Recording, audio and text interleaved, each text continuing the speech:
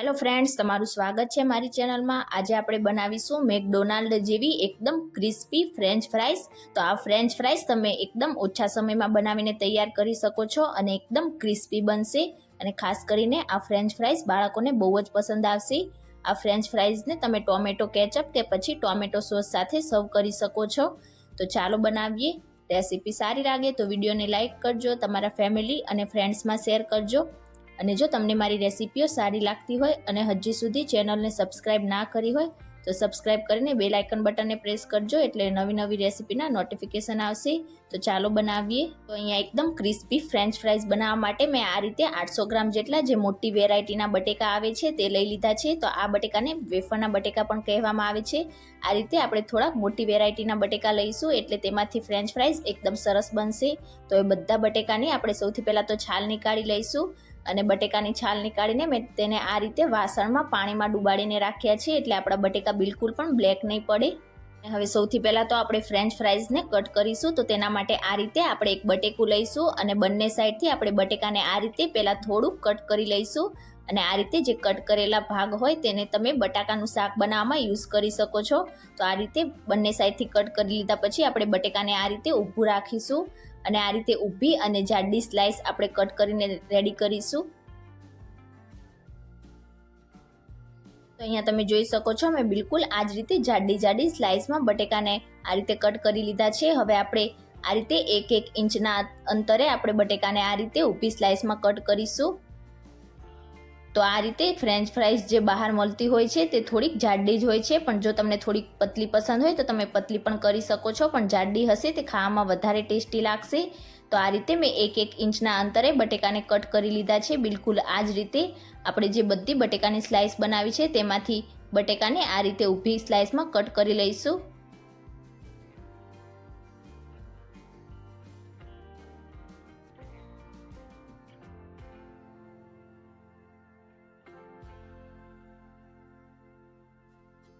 અહીંયા તમે જોઈ શકો છો આ રીતની જાડી તમારે બટેકાની સ્લાઇસ કરીને તૈયાર કરવાની છે। હવે અહીંયા મેં એક કડાઈમાં પાણી લઈ લીધું છે અને તરત જ આપણે જે બટેકાની આ રીતે સ્લાઇસ કરીને તૈયાર કરી છે તે બધી જ પાણીમાં ઉમેરીશું, એટલે બિલકુલ પણ આપણા બટેકા બ્લેક નહીં થાય અને તેમાં જે કંઈ સ્ટાર્ચ હશે તે પણ અલગ થવા લાગશે।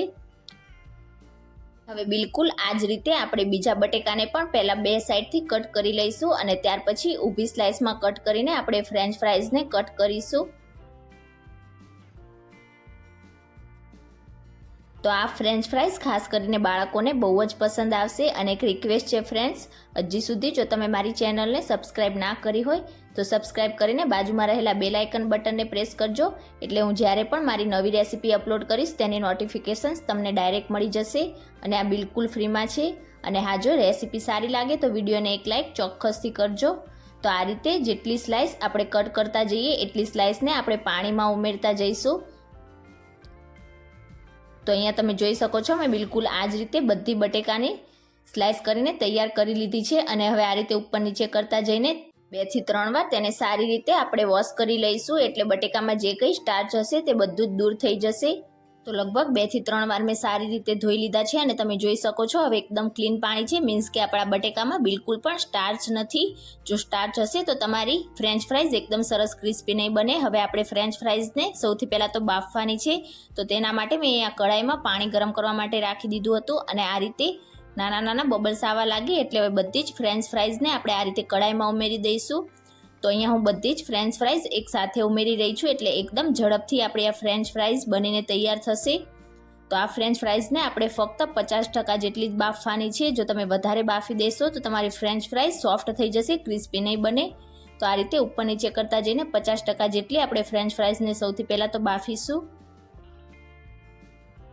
હવે લગભગ 4 મિનિટ જેવો સમય થાય એટલે આપણે બટેકાને ચેક કરી લઈશું। તો આ રીતે ઝારામાં થોડીક ફ્રેન્ચ ફ્રાઈઝ લઈશું અને છરીની મદદથી આપણે આ રીતે ચેક કરીશું। તો આ રીતે આપણે છરીની મદદથી ચેક કરીએ તો આપણા બટેકા અડધા તૂટે છે અને અડધા નથી તૂટતા, મીન્સ કે આપણા બટેકા 50% જેટલા બફાઈ ગયા છે। તો આનાથી વધારે આપણે બિલકુલ પણ ફ્રેન્ચ ફ્રાઈઝને બાફીશું નહીં। હવે તરત જ આપણે ગેસની ફ્લેમ ઓફ કરી દઈશું અને હવે મેં બીજી એક કડાઈમાં ઠંડુ પાણી લઈ લીધું છે। તો આ રીતે જારમાં બધી જ ફ્રેન્ચ ફ્રાઈઝ લઈશું અને તરત જ આપણે તેને ઠંડા પાણીમાં ઉમેરીશું, એટલે તેની કુકિંગ પ્રોસેસ એકદમ ઝડપથી સ્ટોપ થઈ જશે।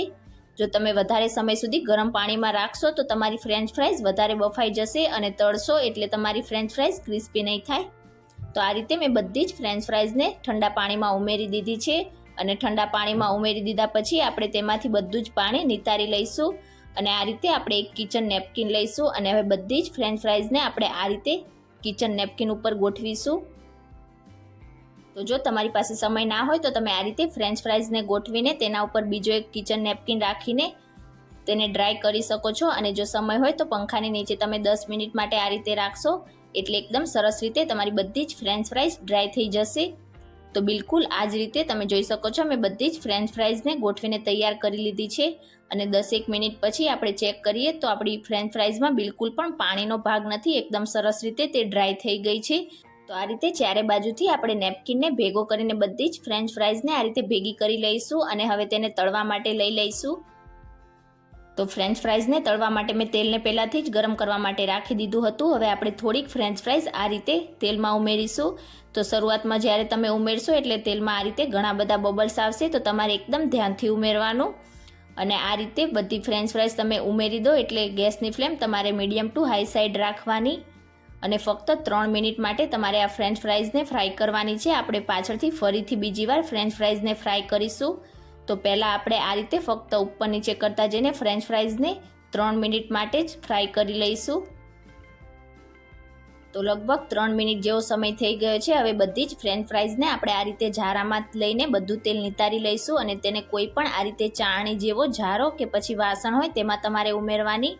તમારે તેને ટીશ્યુ પેપર પર બિલકુલ પણ નથી ઉમેરવાની, નહીં તો તમારી ફ્રેન્ચ ફ્રાઈઝ સોફ્ટ થઈ જશે, ક્રિસ્પી બિલકુલ પણ નહીં થાય. તો આ રીતે બધી જ ફ્રેન્ચ ફ્રાઈઝ આપણે તળીને પહેલાં તૈયાર કરી લઈશું અને આ રીતે આપણે તેલ નિતારીને તેને જે ચાળણીવાળો ઝારો હોય તેમાં ઉમેરીશું અને આ રીતે બધી ફ્રેન્ચ ફ્રાઈઝને તળી લીધા પછી મેં તેને બંને થાળીમાં આ રીતે છૂટી છૂટી ગોઠવી દીધી છે અને તેને ઠંડી કરવા માટે રાખીશું. તો લગભગ 5 થી 10 મિનિટ જેવો સમય થઈ ગયો છે અને આપણી બંને થાળીની ફ્રેન્ચ ફ્રાઈઝ એકદમ સરસ રીતે ઠંડી થઈ ગઈ છે. તો જો તમારે સ્ટોર કરવી હોય તો આ રીતે તમે એકવાર તળીને તેને 3 મહિના સુધી સ્ટોર કરી શકો છો. પણ જો તમારે સ્ટોર ના કરવાની હોય તો આ રીતે હવે ફરીથી આપણે તેને ફ્રાય કરી લઈશું. તો જ્યાં સુધી આપણી બધી જ ફ્રેન્ચ ફ્રાઈઝની કિનારી હલકી ગોલ્ડન જેવી ના થઈ જાય ત્યાં સુધી તેને મીડિયમ ટુ હાઈ ગેસની ફ્લેમ પર આપણે ફ્રાય કરીશું. તો વધારે પડતી ગોલ્ડન નહીં, ફક્ત તેની કિનારીઓ થોડી ગોલ્ડન જેવી થાય ત્યાં સુધી તમારે તેને તળવાની છે. આ રીતે તમે તેને બીજી વાર તળશો એટલે એકદમ સરસ જેવી મેકડોનાલ્ડમાં મળતી હોય તેવી તમારી ક્રિસ્પી ફ્રેન્ચ ફ્રાઈઝ બનીને તૈયાર થશે. લગભગ ફરીથી 4 મિનિટ જેવો સમય થઈ ગયો છે અને તમે જોઈ શકો છો આપણી બધી જ ફ્રેન્ચ ફ્રાઈઝ ઉપર હલકો લાઇટ ગોલ્ડન કલર આવી ગયો છે. તો હવે આપણે આ રીતે ઝારામાં લઈને બધું તેલ નીકાળી લઈશું અને ફરીથી તેને જે ચાળણીવાળો ઝારો હોય આપણે તેમાં ઉમેરીશું. તો અહીંયા તમે જોઈ શકો છો એકદમ સરસ ક્રિસ્પી આપણી આ ફ્રેન્ચ ફ્રાઈઝ બનીને તૈયાર થઈ છે. તો અવાજથી જ તમને ખબર પડી જશે કે એકદમ ક્રિસ્પી આપણી મસ્ત મેકડોનાલ્ડમાં મળે તેવી ફ્રેન્ચ ફ્રાઈઝ બનીને તૈયાર થઈ છે. તો બિલકુલ આ જ રીતે આપણે બાકીની બીજી બધી જ ફ્રેન્ચ ફ્રાઈઝને ફ્રાય કરી લઈશું.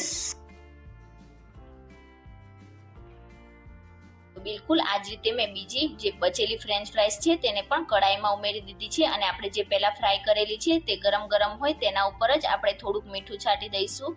તમે તેની જગ્યાએ ચાટ મસાલો કે પછી લાલ મરચું પાવડર પણ છાંટી શકો છો.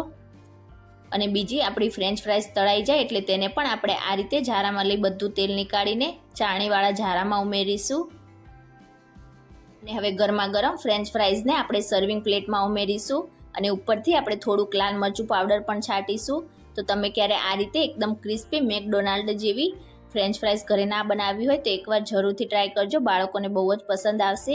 અને આજની મારી રેસીપી તમને કેવી લાગી મને કમેન્ટ કરીને ચોક્કસથી જણાવજો. રેસીપી સારી લાગી હોય તો વિડીયોને લાઇક કરજો, વધારેમાં વધારે શેર કરજો અને ચેનલને સબસ્ક્રાઈબ કરીને બાજુમાં રહેલા બેલ આઇકન બટનને પ્રેસ કરજો એટલે નવી નવી રેસીપીના નોટિફિકેશન આવશે. Thank you for watching.